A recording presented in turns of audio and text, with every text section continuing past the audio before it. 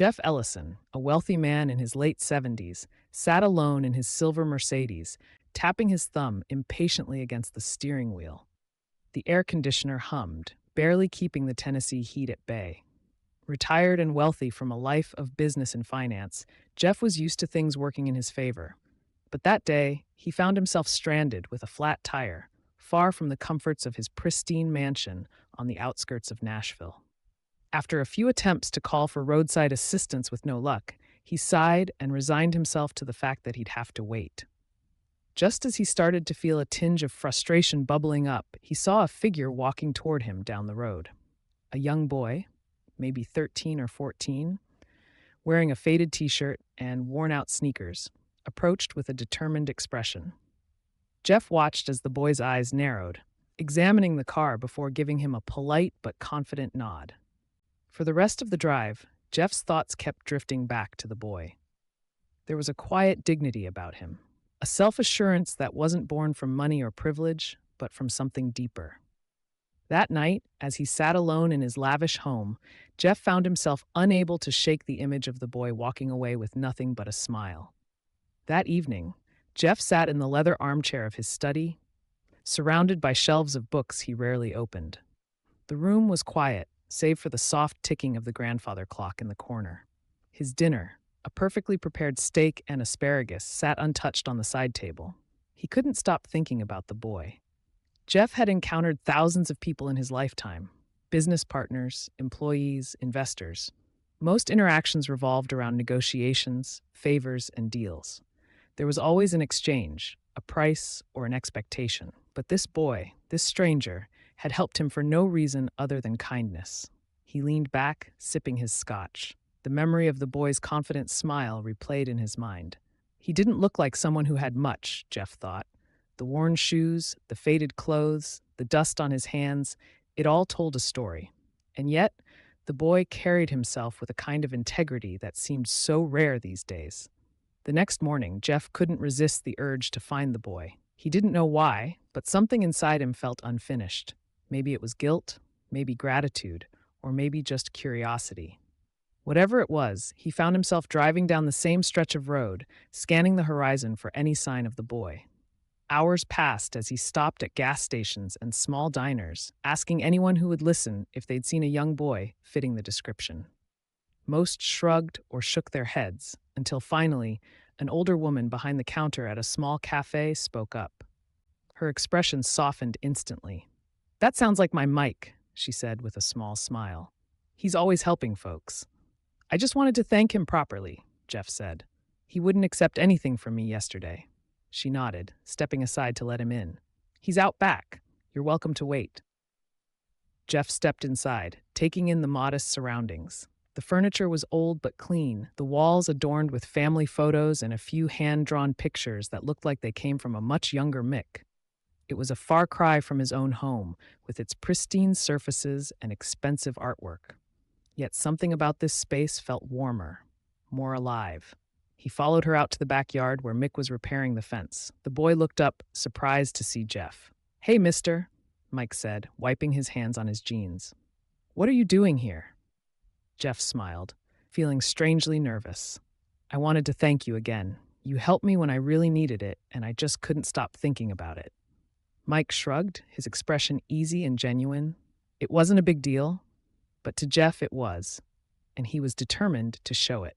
"I'd like to do something for you and your family," Jeff said at last. Mike straightened up, his expression cautious. "We're okay, mister. We don't need anything." "It's not about need," Jeff insisted. "It's about what's right. You helped me, and I'd like to return the favor." Before Mike could respond, his mother stepped out onto the porch, wiping her hands on a dish towel. "Mike, you better come inside and wash up before lunch," she called. Then her eyes shifted to Jeff. "Would you care to join us? It's nothing fancy, but you're welcome." Jeff hesitated, unaccustomed to such an invitation, but the sincerity in her voice left him no room for excuses. "I'd like that," he said, following her into the house. Inside, the kitchen smelled of freshly baked bread and roasted vegetables. The table was small, surrounded by mismatched chairs, but it was set with care. Jeff took a seat, feeling strangely out of place in his tailored suit amidst the humble surroundings. Mike washed his hands at the sink and joined them, his easy smile never faltering.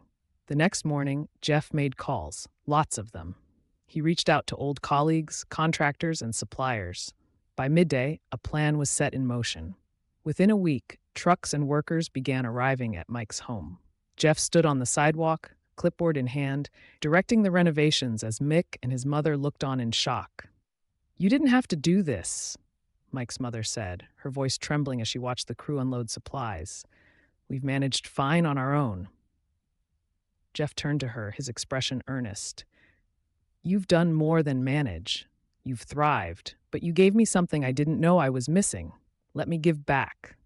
Mike was quieter than usual, standing next to his mother with a thoughtful look on his face. Jeff knelt slightly, meeting his eye. "You taught me something, Mike. Helping people isn't about money. It's about showing up. I want to show up for you." Over the next several weeks, the house underwent a transformation. The sagging porch was replaced with sturdy wood, the roof repaired, and the rusty swing set out back was replaced with a new one. Inside, the walls were painted, the floors polished, and the kitchen upgraded with modern appliances. At first, Mike tried to help with the renovations, carrying planks and sweeping debris, but Jeff insisted he take a break.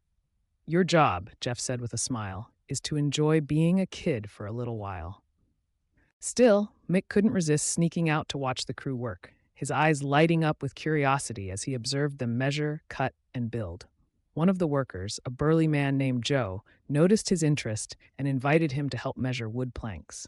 Before long, Mike was asking questions about tools and construction, his excitement infectious. Jeff watched from a distance, a warm pride swelling in his chest. For the first time in years, he felt like he was doing something meaningful, something beyond himself. The boy's energy reminded him of the ambition he once had, before life became a blur of boardrooms and stock portfolios. One evening, as the sun dipped low, the project was nearing its end. The family stood on the porch, marveling at the transformation. Mike's mother turned to Jeff, her voice choked with emotion. "This isn't just a house anymore," she said. "It's a home. I don't know how we can ever thank you." Jeff shook his head, his tone soft. "You already have. You reminded me of what life is supposed to be about: family, connection, and purpose. I think I'm the one who should be thanking you." The final day of the renovation project felt like a celebration. Neighbors stopped by to see the changes, offering smiles and small gifts, fresh baked bread, jars of homemade jam, and even a potted plant. Mike's laughter echoed through the yard as he raced around, showing his friends the new swing set and the freshly painted rooms inside. The house, once tired and worn, now radiated life. Jeff stood on the front porch, leaning against the sturdy new railing, watching the scene unfold. He hadn't felt this kind of joy in years. Simple, unfiltered joy that came from seeing others thrive. Mike's mother walked over, a cup of iced tea in her hand. She offered it to him with a smile. "You've done more than fix a house," she said softly. "You've given us hope, and I think you found something for yourself, too." Jeff nodded, taking a sip. "I have," he admitted. "I spent so many years chasing things I thought mattered: money, status, influence. But none of it feels like this. None of it ever filled me the way this has." As the sun began to set, Mick joined them on the porch, his energy still boundless. He looked at Jeff, his expression thoughtful. "Mr. Jeff," he began, "I've been thinking a lot about what you did for us. I want to do something like that one day. I want to help people, too." Jeff placed a hand on Mike's shoulder, his voice steady. "You already are, Mike. Your kindness set all of this in motion. Don't ever lose that." The three of them sat together, watching the sky shift from gold to deep orange. The warmth of the day lingered, but there was a deeper warmth, one that came from connection, gratitude, and a shared sense of purpose. When it was time for Jeff to leave, Mick and his mother walked him to his car. The boy's wide grin and his mother's tearful smile were etched into Jeff's memory as he drove away. This wasn't the end, he realized. This was just the beginning of a new chapter in all their lives. The weeks that followed brought more changes. Mike's newfound curiosity about construction blossomed into a passion. Jeff arranged for him to spend time shadowing the workers who had helped renovate the house. Mike soaked up every bit of knowledge, eager to learn. Jeff, in turn, found himself drawn back to Clarksville again and again. Each visit felt less like a trip and more like a return home. He no longer felt like an outsider in their lives. He was part of something bigger now, and for the first time in years, he was content. The story ended where it had begun, in a small town with a big heart, where one act of kindness from a young boy reminded an old man of life's greatest lesson. It's not about what you have, but what you give.